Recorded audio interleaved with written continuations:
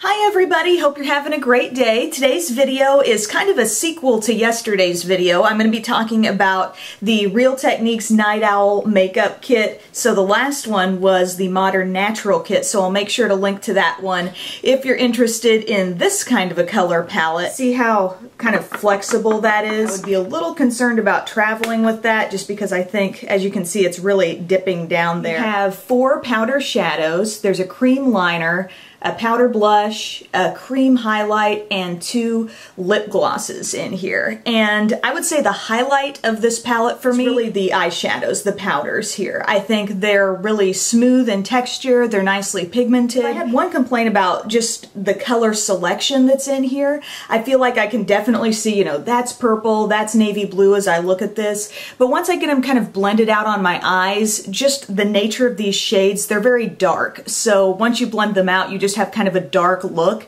and you may not necessarily be able to distinguish purple from blue from charcoal or whatever it might be. I took this soft cream shade, it's got a little bit of shimmer.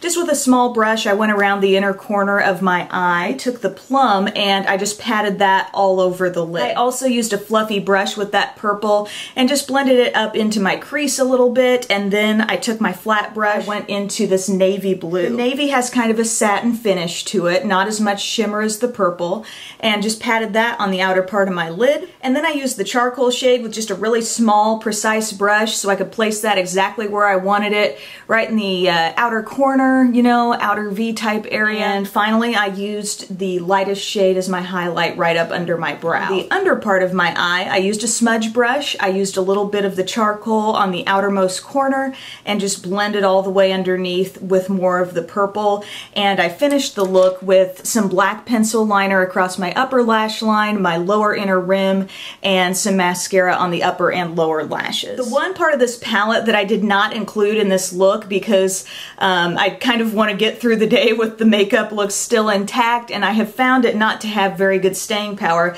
is this cream liner right here. I just found it very difficult to really gather up enough product on the brush, and then once I start taking it across my eye, it just doesn't come off like one nice smooth solid color.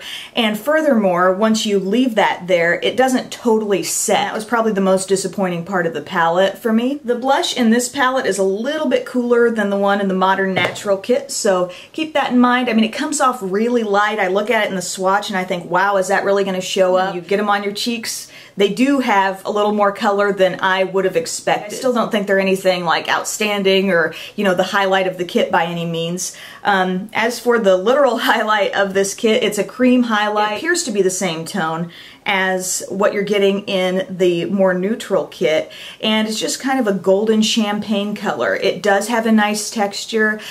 Even if you put this, on top of your blush, it doesn't maintain a tacky finish on your skin. And then finally you've got these 2 glosses, a goldeny bronze color, and that probably would have been what I would have used for this look, but I wanted to really show you what this red looked like because it comes off so differently compared to all the other glosses from this kit or the other one. That's legit color showing up right there. I mentioned in my last video how sheer those 2 glosses were, and this one, very much the same. I see my lips, my natural lip color through it quite a bit. But with this red, I mean, goodness, it really does show up quite a bit. Maybe not as deep as it appears to be in the tube, but it's definitely more intense than any of the others. Overall, I think this is kind of a hit and miss palette. I mean, I do enjoy the shadows. I like the texture of them. Are they unique enough for me to want to repurchase something like this or be the sole reason why I would buy this again?